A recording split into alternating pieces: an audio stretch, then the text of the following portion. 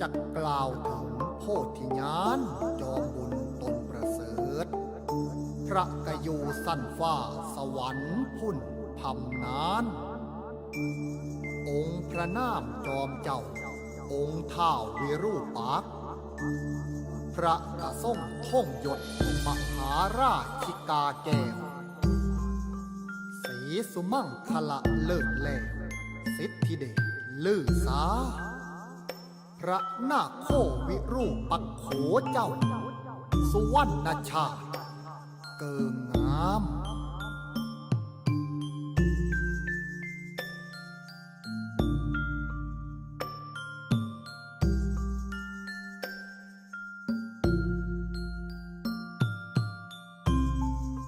ปัจเชมัตสมิง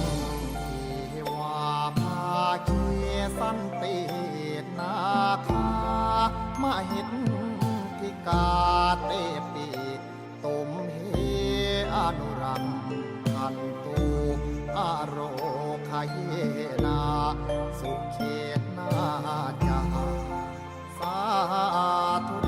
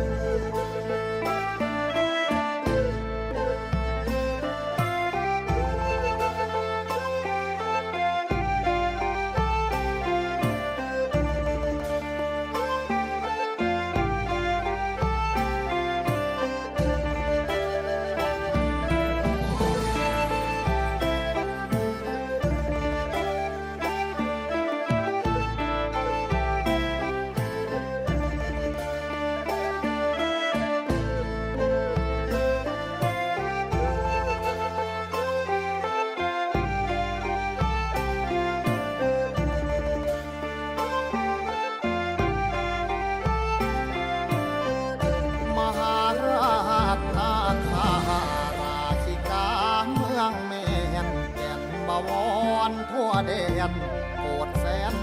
บารมีหมู่นี้จอมทำทรงงามขมวนหมู่นี้จอมทำทรงงามขม